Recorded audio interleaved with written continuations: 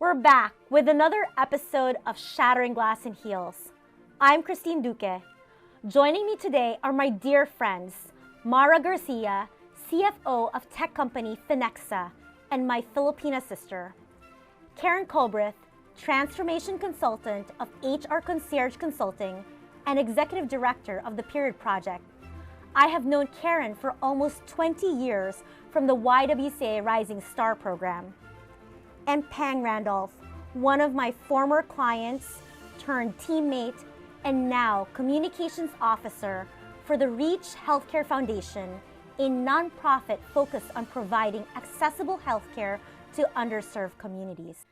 So today I really wanted to dive into three different topics. One is around the model minority, the other is around this double bind stereotype, and the building critical mass of people of color and women of color. I think there are two statistics that have been really bothering me. First is that white-collar Asian Americans are the least likely group to be promoted to management in corporate America. The second, 80% of Asian women fall off corporate executive leadership levels.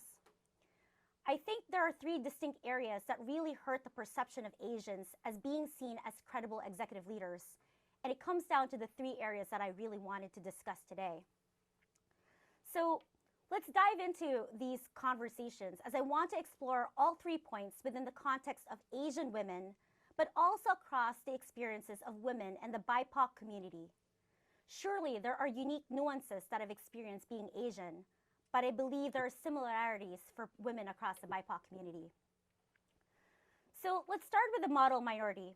This idea of Asian Americans being the model minority stems from the fact that statistically, we have made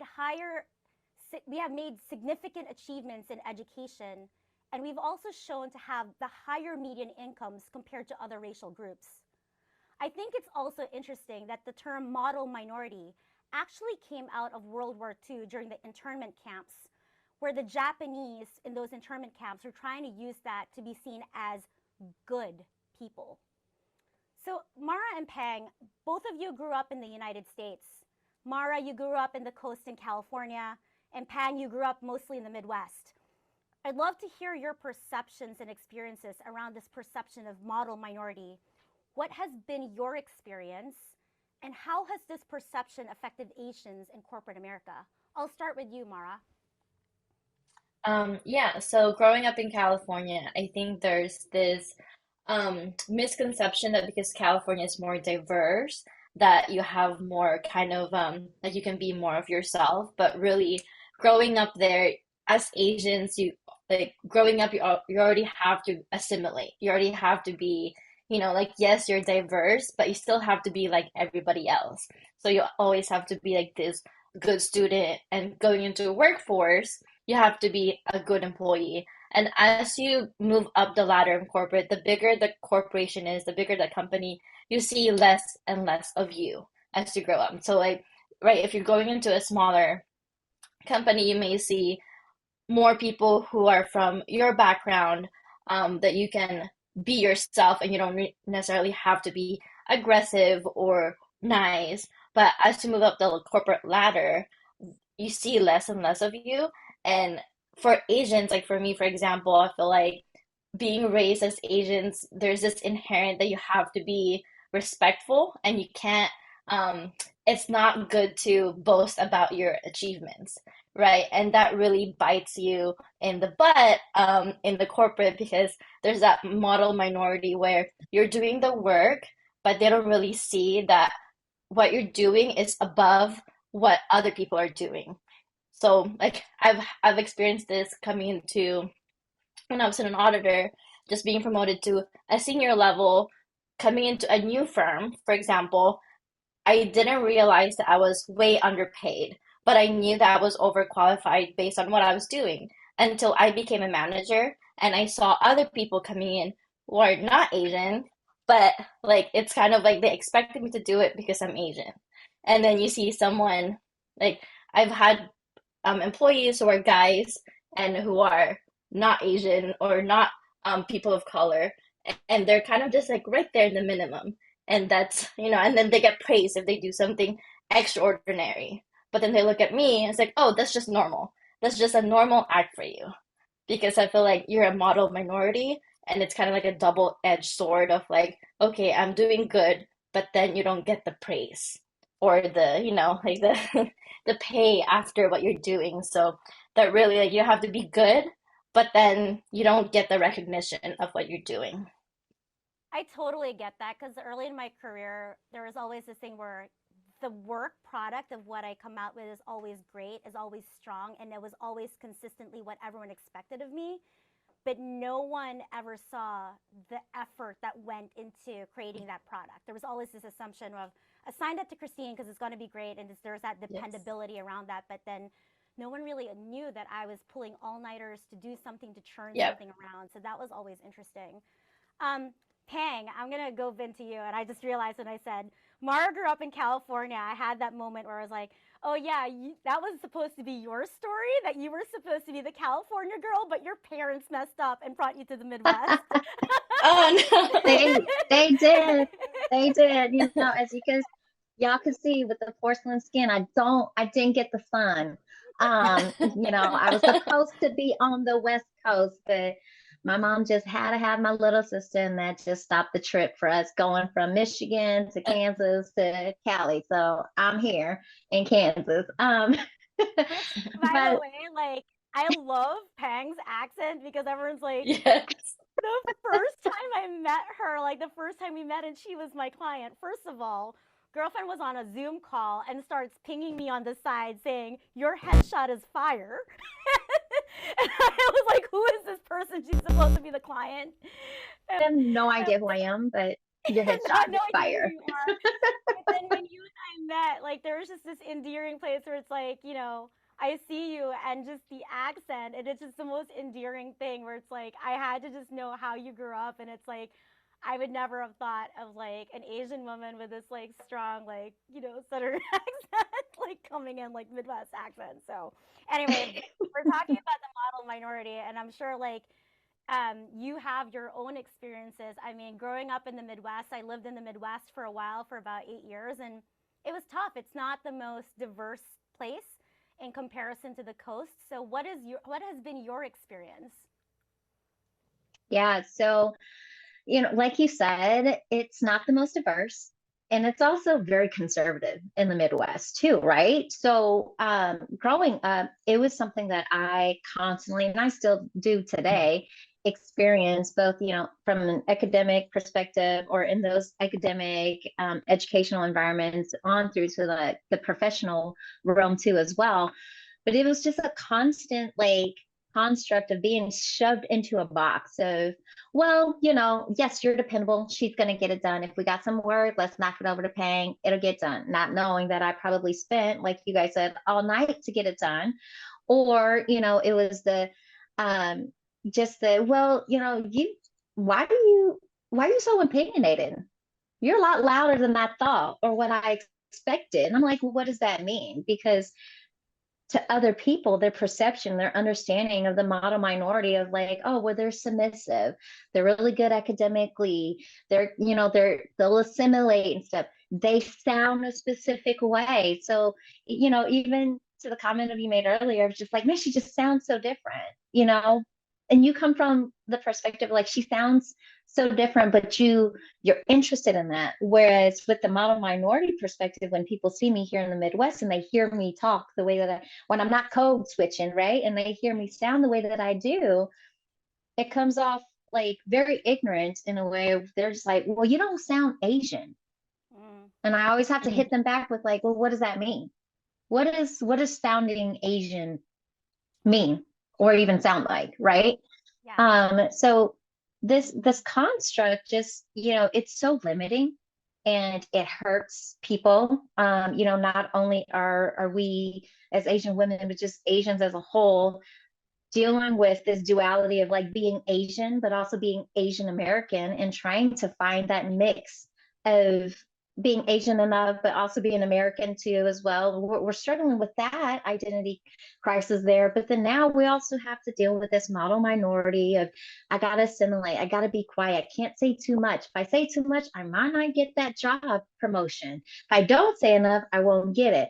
So, and then it's also like, constantly picking up the work and the slack too, because you want to get the recognition, but but don't you also don't want to come across so overbearing or like a know-it-all or anything like that too as well. So it's just, for me, thankfully I've had parents who encouraged me and empower me to just be myself in whatever spaces and places that I'm at, and to try to be the voice to break that barrier, or to just break that understanding or that construct of like what people think, especially here in the Midwest, of what Asians sound like, what they should be doing, what they should be good at and stuff. Because I'll be the first to tell you, I'm not the model minority that you like in school. Do not copy off of me in math, because I'm trying to copy off of you. Um, and and if there's something that is offensive, I'm not just gonna turn my head down and just walk away and just let it slide off my back. I'm gonna say something. We're gonna talk about it. In order for us to overcome this model minority, we have to be able to be strong enough to start bridging the gaps in the understanding, between what people think and perceive and what reality truly is, right? And we also have to be sympathetic too, on like why they we have to be sympathetic on like why they understand or why they perceive it the way that they do, so that we can approach it and start making a change that way. And for me, I still face it to this day. A lot of it is, mostly it triggers immediately as soon as I start speaking.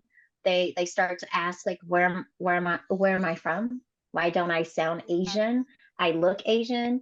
And then also, on the fact too, when they start seeing my family, they're like, oh, so you're not married to an Asian guy? No, I'm married to a Black and Native American guy. It's just these perceptions that people have. They don't understand that it hurts people and it limits us, not just in our societal environment, or in our like societal environment, but also like in that corporate world too. We miss out on opportunities because we're too afraid to speak up, or we speak up too much and then we still miss out on the opportunity. And there is no in between for us to just authentically be ourselves. So for me, it's just a constant battle, but I always just try to tell everyone who is facing it, or experiencing it, like to continue to fight the good fight, be yourself authentically, and help educate. That's the only way we're going to start breaking that norm. No, definitely. The two questions I always get, right? Exactly to your point. Where are you from? And then they used to say, oh, from New York City. They're like, no, no, no. Where are you from? Like, it's like Yes. not enough. And the second one is like, wow, where did you learn how to speak English? Yes. Yes. It's like that was always the other one, and I'm like, English is actually my first language. It's not, but I speak 7 languages. But sure, thanks. Christine, that's when you hit them back with a where are you from? Right? No, where are you from? Yeah. Why are you asking me where are you from? I need a little bit more of your sass. I'm not quick on the pick up. Yeah, I think that's definitely one of the things that Asians are like, especially Asian women, that need, because culturally, I feel like we were raised not to have that sass, but in corporate America, you have to have that sass to stand out, right? For us to not sound too aggressive, but not too passive. Like you have to have that, Mm-hmm. and it's something that we have to learn as we enter the workforce, and we have to change the narrative that having a sass doesn't mean that you're too aggressive and you're, like, but it's like just you standing up for yourself and giving your opinions. And that's something definitely like for us women, especially Asian women, we have to learn it for ourselves and change the narrative, and then educate the new generations so that it doesn't get passed on to the new Yeah. generations too. We're going to dive into that sass in a little bit, but I want to turn into Karen. From your experience in helping enterprise corporations establish diverse cultures, what are your observations around how this model minority plays out across organizations, particularly within the BIPOC community? Like, First of all, thanks, Christine. I'm enjoying hearing the information that I'm learning and then hearing something that is very similar to my experience as a Black American female that has been in corporate America. I will share when I think about the term model minority, I'm first exploring with my teams and those clients that I'm working with. What are you attempting to eradicate? Because you called me in, you're not trying to fit anybody into a box. By the time you've called me, we're going to talk about moving forward, and that's not allowing people to be placed inside of a box. But when we look at this concept, are we looking at a brand that we're displaying so that we look good to those on the outside? Or are we looking at what our small minds have as norms? And what I just heard both Mara and Pang talk about to me are a little bit of both. One is, where do you find certain minority types in your organization? That immediately will tell me whether or not your organization understands how you're trending as it relates to minorities being welcomed and not fitting into a box. Oftentimes you find the minorities in a finance department. So Payne, glad to know that you were not the best in math, but I would tell you there's probably some organizations that automatically would assume when you come in that you're going to a finance position. In addition to Mm-hmm. that, when we're looking at the same thought process, are we looking at what Mara is talking about? Oh, they are going to act this way. They're going to be very submissive, and we can put them into a middle leadership position, never ever expecting them to request or empower them to fight for their role in executive roles. And so, yeah, they're the easier minority to hire because then we don't have to worry about them really advocating for themselves. And so when we're looking at that type of what you're looking at in a minority culture, I first and foremost say, if you have the right constructs in place, your organization should be open to any minority type. When we talk about, and I'll come back to that a little bit, but when Mara talks about not seeing those Asian American or Asian individuals in the C suite, that is a real factor. And when you have people not feeling like they belong, that is going to impact adversely your ability to retain employees and top talent. In addition to that, it also stifles the creativity and innovation of what your organization can grow to. Because again, you're putting someone in a box, you're not allowing them to flourish, not allowing them to be themselves. If they're having to come to work and code switch in order to fit into your environment is not going to get the best of them. And so we look at the entire culture of an organization and say, let's assess where we are and let's take action upon the areas that we need to because we're not where we need to be. And a lot of that is making sure that we're growing organically, culturally competent leaders so that no matter who's leading the team, who's on the team, everyone feels welcome, everyone's voice is heard, and no one is placed in a box because of someone's bias.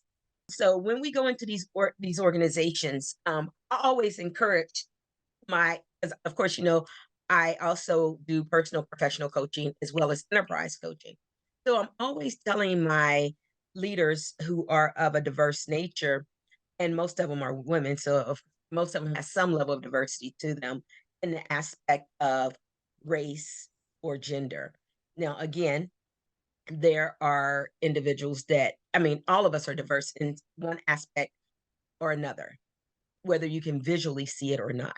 But when I'm working and coaching with these individuals, I always share with them surprise effect is the best effect. And that is not stifling who you are to make someone else comfortable, but showing up and surprising them.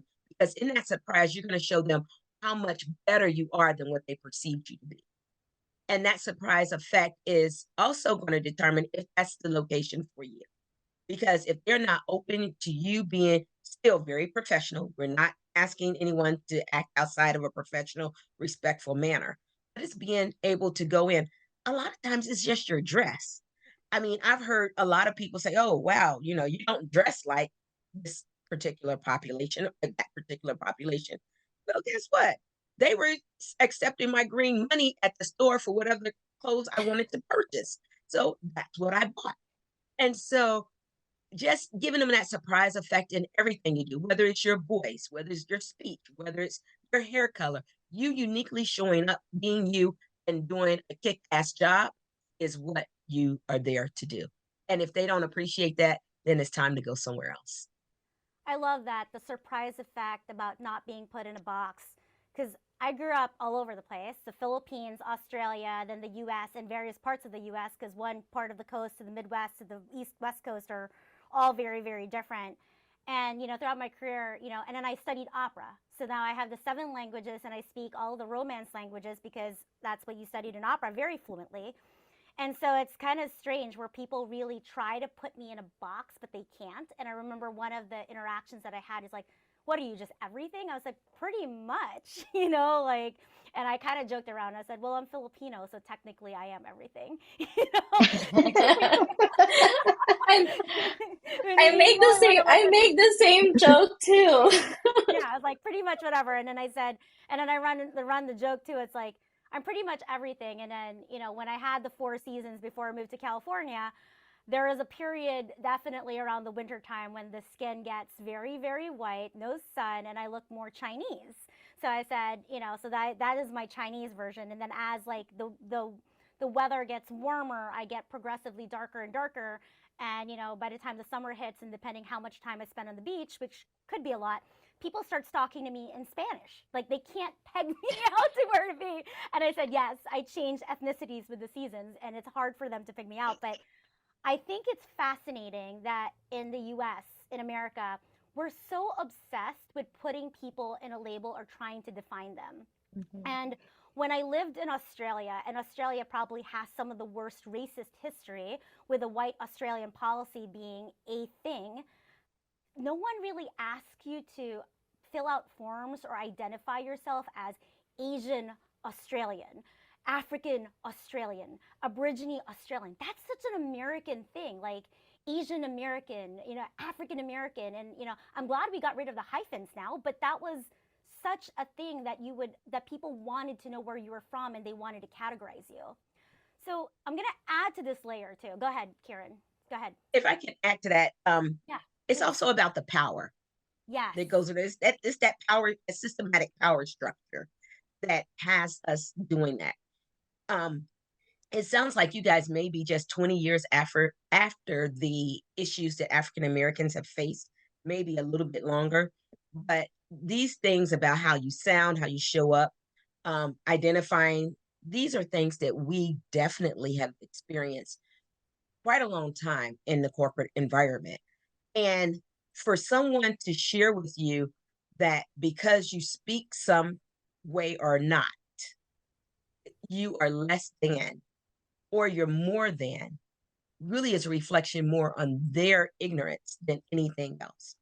But a lot of us wear that label or spent a lifetime of our careers trying to make that a true 100% good thing when it really is not. Just because that is someone's perception, even the environment, that should never be something we are striving to become. And a lot of people spend a lot of time, and I should say waste a lot of time in their careers trying to fit that particular image in order to advance. And when you talk about 80% of the Asians being looked over for executive promotions, that's more along the power struggle, but it's also you will never fit into that narrative that they have for you because that's not who you are. Until they change the power structure of having to be this way, then it's not a place for any of us. You make a great point, and I think for Asian American women in particular, right? Research has studied that there's really 2 distinct, stereotypes that come into play aside from this whole model minority, right? So there's this and they're contradictory stereotypes. The first one is this idea of like this lotus flower, like the stereotype of being diligent, obedient, hardworking, nice. And then you could also add this whole thing that comes with Asian as mysteriously exotic. I cannot stand that, but this is what the research says. And on the other side of that, right, is this dragon lady, the idea of the tiger moms, right? You're vocal, you're assertive and ambitious, overbearing, demanding, unsympathetic, and unlikable. Like, these are the two stereotypes that are out there. And they're saying that, you know, they, again, trying to categorize you in one of the each. But they're also saying that the stereotypes of Asian women, either way you look at it, whether you're the lotus flower or the dragon lady, these are not the type of attributes that are good qualities of executive leaders. And so, you know, I think it's really tough to walk in the room and people are trying to always categorize you model minority and then layer that onto the lotus flower, the dragon lady. Like, which one are you and which one do you want me to show up today, right? And so I'm going to start with Mara and Pang, and Karen, I'd love to hear your perspective as well, you know, coming from, you know, the BIPOC community, and even what you see in corporate America of how this may play out. Like, how do you think this double bind for Mara and Pang has affected you, and how does this play out? And I think this is where the sass kind of comes in, because you know, as a corporate executive and also as a team leader, I have to control the amount of sass that they can kind of come in and gauge who I'm talking to before I start bringing that in. So I'll start with you, Pang. So yeah, so you know, when I think about this double bind of like lotus flower, dragon lady, well, Pang, which one are you? Can I be like a dragon lotus? Lotus dragon, dragon lotus, right? Because you know, like you said, you know, having also been a part of the C-suite for a marketing agency, and also having sat in roles where I was working directly with C-suite leaders too as well, you know, there is a level of like, okay, got to gauge the room, got to know how to read the room, can I always bring the sass, right? But also knowing that in doing that and reading the room and knowing the level of sass you want to bring in there, you also want to make sure you don't lose the you don't lose yourself, right? You don't allow yourself to stop being you, right?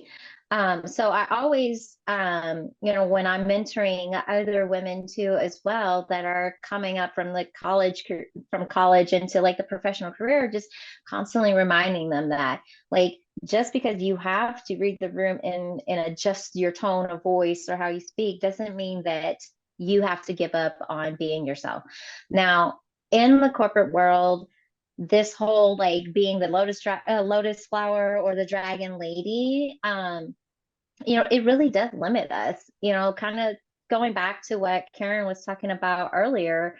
The reason why they hire mostly Asians in that mid-manager level is because you're not going to advocate for yourself. You're going to take what we give you and you're going to be good with it because you're the model minority. You're going to be happy with it, right? And you know, and then it's also that assumption of like, oh, they've assimilated, it's easy, you know, they're not going to make too much noise, we're good, you know, and we're not even going to push the subject, right? And for me, I found myself and my sass coming out on different occasions. One, when I was fighting and advocating for a promotion and a title correction and a pay correction for one of my team members who was Asian, right? And, you know, come to find out she had already gone twice to make the same case for her promotion and for her title correction and her pay with research, backed with research, right? On why the work that she does deserve the pay that she's asking for. But she's softer. She's a lotus flower. Mm-hmm. She's soft-spoken. She's hardworking. She's a very pretty, you know, Japanese young lady, and very tall, dresses very nice. And they kind of just looked over it. I was just like, yeah, we'll get to it. So it took the dragon lady coming in and saying like, no, look at the work that she has done. Look at the research that comes behind that. And look at the impact that you're going to have if you lose out on having someone like this continue on to support the clients and the projects and the work that we have. And on top of that, if we're really going to keep working on improving our DEI efforts, this is a part of improving your DEI efforts, is ensuring that they are receiving the equal pay, that they are getting their voices heard, right? And that we're treating them just as you would treat any of your other white executives or white employees who are going for the exact same role, right? And so and you guys can hear the frustration coming through my voice, because it is something that we constantly come up against, not only just Asian women, but people of color too, as well. The BIPOC community comes across this stuff, for some of my girlfriends who are working in the corporate space, being Black women. I can't be too loud, because if I'm too loud, I'm the angry Black woman and stuff. And it's just like, no, it's all about advocating for yourself. And it sucks that we have to be buttoned up to the T with everything that we're coming to these executives to, fight for what the promotion or whatever the changes in the project, whatever it might be. It sucks that we have to come across that. And again, it kind of just goes back into the work that Karen, you're doing, and trying to create that change, right? And really having some of those tough conversations. But it really is limiting, and it's disheartening. It tears down a person's sense of self-worth too, as well, right? And not feeling like enough, not feeling worthy enough for whatever role it is that they're trying to go for, not feeling valued. And that affects them outside of work too. And we just really have to do better and try to make a difference in that in the corporate space. But for me, it kind of goes back to what I said earlier about, can I be the dragon lotus? Or because sometimes you have to be the dragon lotus. You have to know when to advocate for yourself. You have to know how to read the room and know how to come to the table to have that conversation, and not be afraid about how people are judging you or what box they're putting you in, because that surprise effect that Karen was talking about, that surprise effect is what's going to maybe open up the doors or change their mind to say oh, wait, there was something different about Pang or, Mara or whoever it was.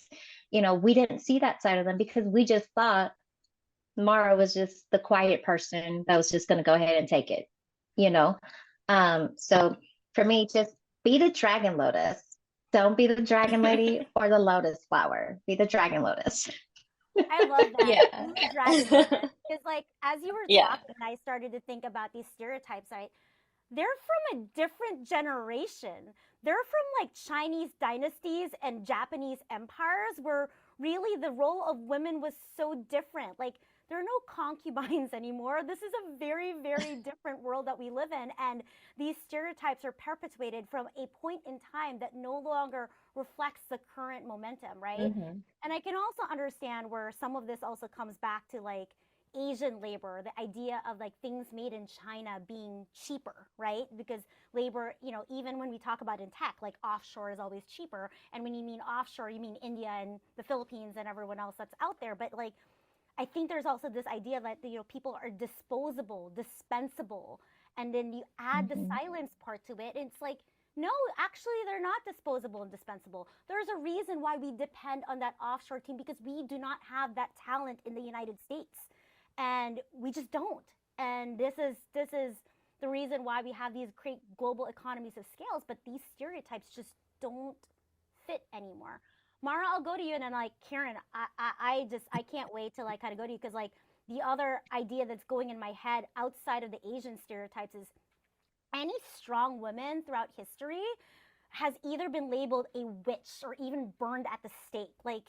And Asians have this stereotype, but to your point, this is not just us. This is a label that they put across women in the BIPOC community, that angry Black woman. I can't wait. So I'm going to Mara, and then Karen, please just jump in and add to that. This is such a fun discussion. So Mara. Yeah, I was just gonna add on to my own experience of as a staff, I was definitely entered the workforce as a thinking I was a lotus flower, because I was just quiet inherently. I started quiet because I observe. And then as I have more information, my personality comes out more. And as I grow, up in the corporate world and I go up the ladder, the more opinion I give, the more kind of not complaints, but kind of like, comments. It's like, oh, Mara's rude. It's like, am I? Or am I just, am I just giving my opinion now? And I've been quiet this whole time. I've had enough data and I know how the the business operate, and now I have more information to share.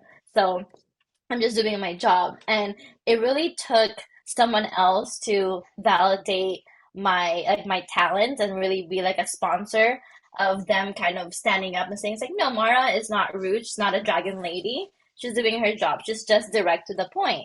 And as like after that comment of like, no, Mara is like that's her, and this is why we hired her, is to give her opinion and from her expertise and her direct, like, being direct to the point. She's not gonna go and be too nice or sugarcoat things, but she's also not gonna be rude. She's just gonna say the facts. And it took that person to say that for me to really embrace my, I don't know, dragon lotusness, to really not be in that box of like, can I say something or am I being too mean? But really just being me. And now from that point, it's like, okay, now more and more people now know how I lead now too. And even the new staff that we have, now they know it's like, yeah, no, Mara's not, she's not mean. She actually laughs all the time. But when it comes to work, she's gonna say her own opinion. And I think really breaking that glass and breaking that label of being, like lotus flower or a dragon lady, and just really being yourself and being your, like your authentic self, bringing it to work and really kind of like having that confidence. But I think also in the, in corporate world, especially for women, they like men just tend to think that women have this emotional side, as if men don't have their emotional side. So sometimes you also get that label of, oh, this lady's just being emotional. So like today she's just being emotional. So like maybe talk to her tomorrow.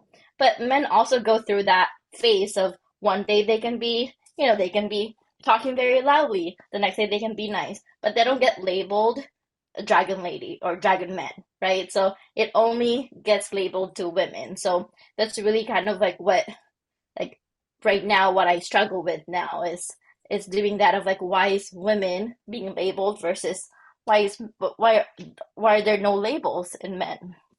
So that's kind of, I'm interested to kind of hear what Karen sees in the corporate world of like the other companies, and how really not just, not just Asian and BIPOC community, but just women in general too.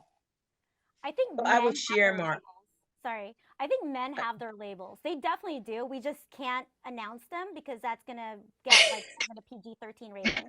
But I have Yeah. been in situations where like two men are about to go at it in a client dinner, and it's a different kind of like it's a different kind of slugfest. It's very violent. But as I said, we'd have to change the rating of the podcast. But Karen, go ahead. I'll turn to you. So No, so one thing that we all have recognized, and specifically after the Super Bowl this week, men are often allowed to blow up and Mm-hmm. have all types of issues in corporate America, and it be acceptable as passion.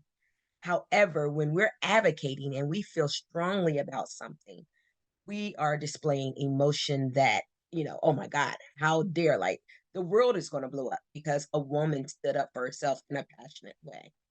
I always say to individuals, situational appropriateness is always important. There are some things Mm-hmm. that you should do in front of the door and some things you should do behind the door.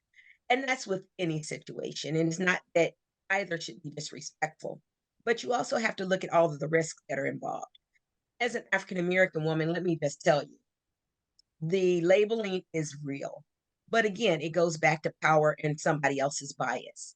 Because I'm speaking up for myself, regardless of how you feel, you just probably see it as a challenge to you and your ability. But the reality is, I am going to challenge you because I believe in the words and whatever I'm advocating for. The other thing that takes place that is very unfortunate is that when we're advocating for people and those who are complaining about our advocacy and the way in which we communicate are often those that look like who don't understand some of the nuances at the level that we're at and what we have to go through.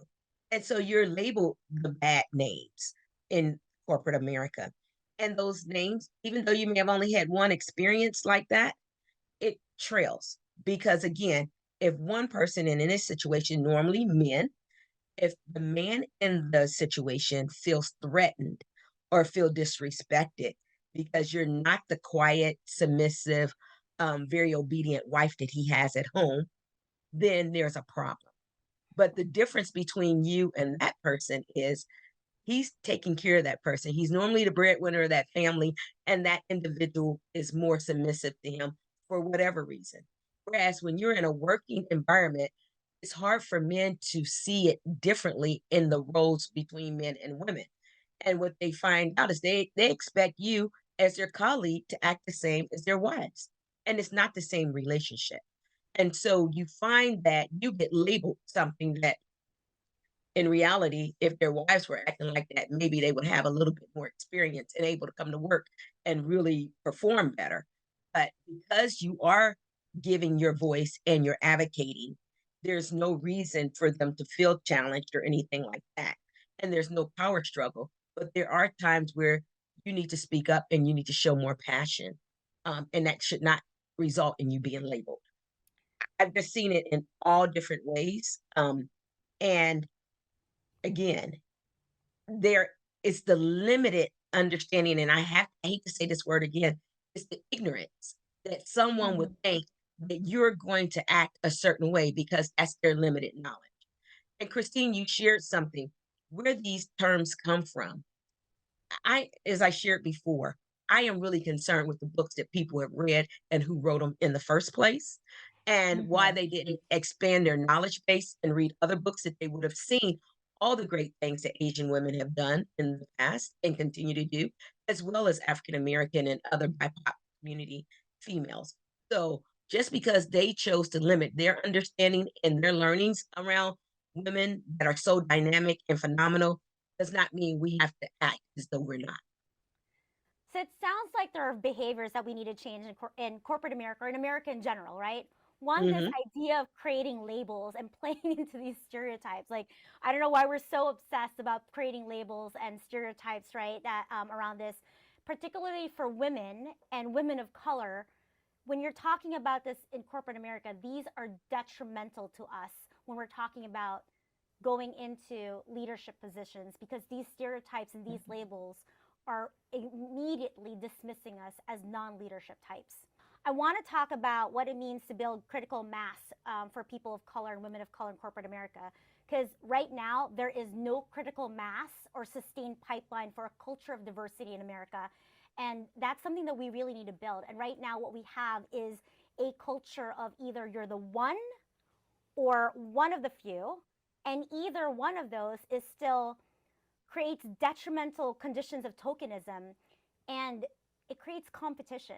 It creates competition that's stew among women and women of color and around, between Asian women as well. And it's really, really terrible. So let's start with you, Karen, right? Like, can you talk about how corporations can build critical mass and this pipeline of diversity in America? From your work and experience, what are the challenges facing corporations that haven't really allowed them to kind of move the needle? So, I would say it's not just from our corporations, it's also from our education system. When you talked about having the talent offshore, but not having the talent here in our domestic locations, why is that? We have individuals that are capable of doing the work. Why are we not creating the educational structure for people to thrive in the work in the future work that we know is coming? So that's one issue that we face from a corporation standpoint, a corporate standpoint, and our ability to really create that pipeline. I will say the most important thing is if you do not have culturally competent leaders, those who are curious, those who understand how to communicate, those who have an ability to help people not only to be included, but to feel like they belong so that they can flourish in your environment. You're going to continue to have individuals leave your organization and often spur entrepreneurship because they don't want to go back into a setting. But for those that are in your organization, the way in which you can support that and how we can create critical mass is helping to have that pipeline of mentorship and sponsorship. Mentorship and sponsorship are totally different, and helping people to understand that. If every organization who were just truly about the words that they put on the paper after May the 20th, 2020, May 25th, 2020, when George Floyd was murdered before our eyes, when we put, I mean, every corporation put something out, or a majority of them did. But are we living up to that? Are we truly focused on diversity from top to bottom? And are we being good corporate citizens? Because if you're being a good corporate citizen and you're working with your communities, one, those of your client base and your customer base, two, from the employees and where they live, and three, from those who you want to be a part of your organization in the future. There's no way you can do that without having a diverse lens. And so corporations have to go out and seek individuals where they are, and they need to make sure that the location that they're bringing them into is open and prepared. You only do that through having culturally competent. That is at your C-suite, that's in your entry level management team leading, as well as your board. And very few boards reflect the customer base. And if that continues, you will see the separation further and further. And ultimately, where we are now, I do believe a lot of those corporations, as strong as they may be financially, when we start looking at their corporate responsibility and their corporate social responsibility, you won't see a lot of individual using their discretionary dollars for those. People are a lot smarter. The internet has provided us with a lot more information than we've ever had. And people are doing a lot more research on corporations, whether they join them as employees or whether they decide to invest or they decide to purchase product. When corporations are not looking like the populations that we represent, we decide to go elsewhere. And corporations have to pay attention. We have to build those pipelines. And we only do that through allyship, support from sponsors, and development from mentorship. Thank you for that. And I agree with you, right? The whole conversation around diversity programs, in corporate America, especially after Black Lives Matter and API hate. Is it truly a genuine conversation? I asked that in the book because I've experienced it not to be a genuine conversation, but a checkbox in compliance. Mm-hmm. And I think it's also interesting, right? When you talk about DEI initiatives, they focus so much on cultural inclusion activities and not really around what matters, which is addressing the lack of diversity, particularly with leadership roles, particularly around women. In the Asian community, it's always like, oh, it's about inclusion and understanding that, but no one is hitting home to that. Karen, aside from building a critical mass, right, how do we shift the conversation around a true, genuine conversation around DEI and around pounding the table around leadership roles and representation in the C-suite? So first and foremost, it's culture. I don't even say it's DEI because, again, when we talk about just DEI, who are you representing? Because what? You want how many Blacks, how many Asians, how many Hispanics, how many, that's not the way to do it. What you have to do is look at what you want your culture to be in your organization. And the best that you can do is ensure that there's good representation of everyone. And so if you see that you have a homogeneous organization, there's likely an issue here. And if it's not an issue from where you've been, it will be an issue for growth because you are only looking out of one lens where you had the opportunity to really excel with lots of lenses helping you to get there. As that is taking place, you should organically grow the next level talent within your organization. And if you're not, at least go out and buy that talent and look in the competitive marketplace to get the best to join you. And in that best person is going to help you to grow that talent even within your organization. But if you are stifled and you've been stifled for 5-10 years, and in the world of fast growing economies is really an 18-month cycle, 18 to 24 months, you can't afford to be stagnant. If you're that stagnant, you have the wrong leadership at the top. And boards have to pay a lot better attention to that. And board leadership may not be what it needs to be. It may not be reflective as it should be. But we really need for our organizations to do an assessment. That assessment needs to be from top to bottom. Well, how are we paying? I mean, it's not just good enough to have people be present in our workforce. Are they being paid equitably once they're? Are we allowing each of them to have a voice? And I always share, when you go to a meeting in a corporate setting, who's sitting around the table? Does it look the same? Could you mistake people? And even if they don't look the same, are you taking the opportunity to listen to the different voices? Because the most detrimental thing to an organization is failure to have diversity of thought.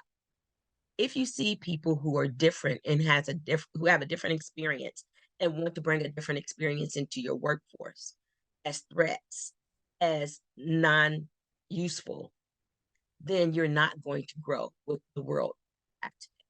And so it's critically important for our organization, every corporation and any organization, to say, hey, let's assess where we are and assess where you want to go. If you really don't care, then stay the way you are, but just post that. Don't have someone uproot their career, come over and join you when in reality, you don't plan to do anything different. Be very transparent and let them know, hey, this is who we are and this is who we'll be. So you can make the quality decision on whether or not that's a place you want to have your career advance or not advance in this situation. But it's important for us to be transparent. And then as you are looking at going into new positions, there are those things that you need to ask your employers. And what is their growth strategy for inclusivity and ensuring that the greater good of voices are heard? Are you even structured? How is a voice that's not in the norm accepted in this environment? There are some specific questions that I would ask anyone to ask an organization as you're going through the interview process to see where they're positioned now and where they plan to position in the future. If there is no plan, it will be no additional action taken, and we will have the same thing that we have today. So there's a lot of challenges out here for our corporations, as well as those who make up our. It is our people. Although a lot of decisions are made at the top, our employees need to influence those decisions, and they need to have a pathway, a roadmap, and a medium in order to do. Thank you so much. I know you have to run, so I'm going to wrap this with Pang and Mara, but thank you, and I'm sure I'll find you. Love you. Thank you. Thank you. Love you too. Mwah, Mara mwah. and Ping, I really enjoyed being on with you all. We'll have to get together again soon. You guys have a great evening. Thank you. Bye. Thank you. You too. Bye. Pang, going back to this idea of not having a critical mass, right? Where you're either the one or one of the few. When I lived in the Midwest, it was most of the time I was the one. It was always the easiest way to be the only Asian person in a room, or even a lot of times the only person of color in the room. And so I want to just really ask, what has been your experience, navigating through this, both personally and professionally, around what it means to kind of be the one? Yeah. So, like I mentioned earlier, thankfully, my parents have always encouraged me to just embrace being myself in whatever spaces I'm wherever I am. And, with that, I always found myself being the one. There were other Asian women that were there, and, they fell into one of the model minority categories, and just were always very meek and very shy and quiet and stuff. But then, outside of school, outside of work, they had this whole other personality, but they were just so afraid because they didn't have representation of someone who looked like them being the martyr and being the one, right? And so I've always just um taken it upon myself to carry the torch to be the one. One, because I am so much more outspoken when it comes to just, fighting the good fight and making a difference and everything like that. But as a part of like what I did and being the one was working to also empower the younger women to have a voice and letting them know and showing them too as well that not only am I going to be the one, but I'm also going to help to be the one to advocate for you too as well, right? So Mara talked a little bit about that. It's nice to be able to have an advocate, an ally, and especially having an ally that looks like you. So I always made sure that I was striving to be that for them and also pushing them to embrace the themselves too as well and their authentic self in whatever space that they're in. But sometimes I find that when you are the one, it's quite lonely being the one. Because you're then now the only one experiencing everything first and the one dealing with it and the one finding the answers and finding a way to move through it and heal through it too as well, right? um, with that, it just takes having like a strong community. And a lot of what I've done outside of my for-profit work has been supporting nonprofit organizations for underserved communities and starting young. Karen talked about like it starts at the educational level and starting working with middle school and high school students from BIPOC communities and really building a bridge um, in those communities to help them understand, what the corporate world is like and the types of things that are they're going to experience, and giving them the tools to work through it, and giving them the tools to know how to, read the room, show up in the right place with, and have the right conversations without losing your authentic selves. But also teaching them how to be the one too, so that they're not the only one, and so that those that are the few that are watching them can also strive to be the one. So it led me to leaving that for-profit world to doing what I do now today, doing nonprofit work to continue to make a difference, continue to change the narrative and to educate the people from, the highest levels, and then working with the underserved communities to help them have the resources and the knowledge and the know-how to stand up, advocate for themselves, and break those barriers. Yeah. Mara, growing up in the coast, right? It's not really about the one, it's one of the few. And, Mm-hmm. I'm sure that there's a lot of kind of competition of what that looks like. I'd love to hear a little bit of your perspective around what it means to be one of the few, but I want you to put your lens on as a CFO. You're in the C suite with these great conversations around how corporations are going to spend their money, and you've been around those conversations a lot. And so my question to you, right, when you're talking about diversity and DEI initiatives, basically, how much of this are you seeing really companies genuinely invest in? And as we start to think about not just the DEI initiatives, but around the genuineness of building critical mass of people of color within a corporation, what are you seeing in terms of behaviors within the C-suite, right? That that are hindering some of these decisions. Especially like for women and women of color. What can we do better to help build critical mass and to advocate for ourselves as executive leaders, right? So we're not either one or one of the few. Yeah, so you talked about like, the corporate, like the DEI initiatives, and I think one of the mistakes that companies make is when they do this DEI initiatives, they then put the responsibility, they choose those few people, like women of color, people of color, right? And then they put the responsibility on them. It's like, okay, now figure it out. Like, and as you said, and you mentioned in your book, of like it became just a checkbox. Like, oh, we released this statement.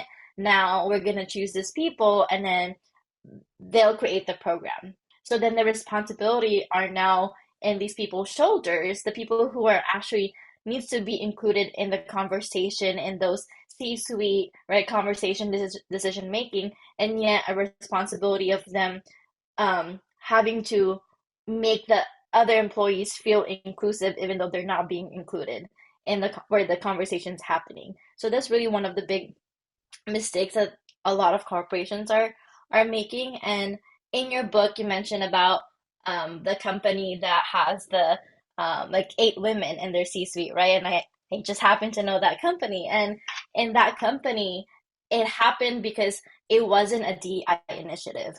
It was because it was a just like what Karen was saying earlier, when if you have a culturally mature C-suite and leadership, it happened because you nurture and the talent, no matter who they are. And then it happened that we had, like there's a strong woman who stood up and kind of like influenced and became an ally, became a sponsor to these all other women. But really, it was a genuine growth that, okay, we're nurturing all these talent, and we see the talent, no matter you're a woman or not, or whoever it is, then we're going to promote you based on your talents, based on your capability. And then after that, they realize, oh, look at that, we have 8 women in our leadership, and then they advertise that. So it's kind of like the reverse. And then the other companies are like, oh, we don't have any diversity in our leadership. Let's create a statement, and then let's create a program, right? And then you mentioned earlier that it just became like, oh, like trying to be inclusive and all these other like programs and like activities, but really like in the conversation of like looking at salaries, well, are we really paying everybody equally? And I think on, for women, I think I mentioned this before, how really when we present ourselves, when we ask for our salaries, right? So this is one thing that I've seen as a CFO is when women ask for, I think Pang mentioned this too, like when they ask for promotion, when they ask for their salary increase, they have all this research. They know that they deserve the pay increase, but yet when they ask for it, they're more it's more like they're asking for permission instead of, this is what I deserve, you should give this to me. And on the other side of that, I've seen men who maybe it's just 60% there. They think that they deserve it. Maybe they have 60%, they'll figure out the other 40% later on, but they come in the room in the conversation very confident, like almost demanding it, right? And sometimes it's almost like this bro code that they talk to. And because of, if the leadership, just what Karen was mentioning, if the leadership are all men, for example, and another man is coming and they speak the bro code of like kind of just like, it's kind of like the ego, like they're all talking like ego to ego, but women don't speak the same language. Like when we present things, we want to have our facts, but we're not going to be, very demanding about it. Like we'll be respectful about it, but we're not, like sometimes I think that's one thing that as women we have to learn how to do. And it's and we kind of have to embrace, like have that confidence, and it's really having that ally, and like sponsorship is really important, because for that, going back to that company that had 8 women in their C-suite, it's because of sponsorship, right? So like there are people pushing for this person, giving the confidence of, yes, this person can do it, we should promote this person, we should pay this person. And you really need that as you move up the ladder, because it's scary when you're looking up and no one looks like you, or there's only 2 out of 10, right? So it's scary. It's just like, okay, like, and it's not just scary to get there. Now you have more responsibility on your shoulder. Like now, like it's kind of like the whole Asian community is now on your shoulder. You have to be going back to model, like the minority model. It's like, well, now you're the one who made it. Now you, like anything like if you make a mistake, you now represent the whole community, and it's a very scary thought. So I think it's really, when you talk about DEI initiative, companies really have to think about what their actual genuine efforts are. It's not just a check on the box of, it's not just us posting it on, like posting on social media and on their reports because they have to, right? Because they're required to, but really going back to, in the decision making, are you really paying equally? Are you listening to the people equally? Like, or are you just listening to the people who are speaking the bro code versus you're giving the women 5 minutes versus you're getting drinks with the men? Because I've I've seen that too. I've seen conversations happen in conferences, and after a conference week, come back and someone's getting promoted. I'm like, oh, that's interesting. That wasn't a conversation last week, right? So like, and like that, yeah, that happened. So I think really like to create that mass movement for women, it's two ways, right? So women, like, we really have to kind of change the narrative and embrace our like have more confidence and embrace our uniqueness, and right, whether you're a lotus flower or a dragon lotus, right? So like, but really being confident of what you can do for the company. I think sometimes we forget that the company needs you as much as you need them. Actually, the company probably needs you more than you need them, right? Because especially now in this day and age, I think that's why we see more and more younger companies. Yeah. I think we talked about companies that are 100-year-old company versus like a 50-year-old or less. So the reason why there's newer companies being born is because they're getting tired of trying to make the movement in this 100-company-year-old, but then you realize, you know what? I don't have to play that game. I can create my own. And I think that's one thing that we have to also realize is, if this company doesn't fit, then we have to, I think Karen talked about this, so if you have to kind of think about it, does the company serving me, or is it time for me to move on? I think there's definitely a lot of things that we need to do, and I'm hearing that we need to bond together as women instead of compete Yes, against each other, and we need to get rid of the yes. notion of female rivalry and really just Mhm. truly lift as we climb. And I think that that's really important. And by doing that as well, particularly for us women in the BIPOC community and us Asian women, is being a lot more vocal around dispelling all of these stereotypes that really affect us very negatively, and educating people to do that. And I think that that was one of the intentions that I had about writing this book, is a lot of it was just really being able to distill and organize what I was going through personally in the past couple years, and to lend a voice to Asian women and women in the BIPOC community to really have this genuine conversation, to put a spotlight on this, because we need to do better, and we really need to continue to fight for equality and challenge these stereotypes and honestly lift as we climb. Thank you both so much for your time. I appreciate you both so much, and I know that there's going to be more conversations. Thank you for coming onto my podcast, and personally, thank you both so much for your support. Thank Bye, you. Well, thank I just also want you. to say, Bye. Christine, See thank you ya. so much too. And you are the one, and you're paving the way for these conversations. And like you said, that the women rivalry has to die out, because we're all here. We're not trying to gatekeep. We're here trying to Mm-hmm. empower each other. And the work that you're doing, the books that you've written, it's another avenue for us to just really try to break all of those barriers, shatter all those glasses with all these heels that we all have, so that we can really just start building that pipeline that you were talking about, really building that pipeline so that we can keep having this more diverse, more cultured, more educated society that we need, for us not to continue to keep having to have these combos. So thank you so much for being Yeah. the martyr and being the one for us. Thank you Yeah, so thank much. you. Thank you for listening to my podcast. I hope this has inspired you to continue the fight for equality, challenge stereotypes, and lift as we climb. Amplify the conversation on social media, following at DuquesaCD and DuquesaCD.com. Hashtag Shattering Glass in Heels.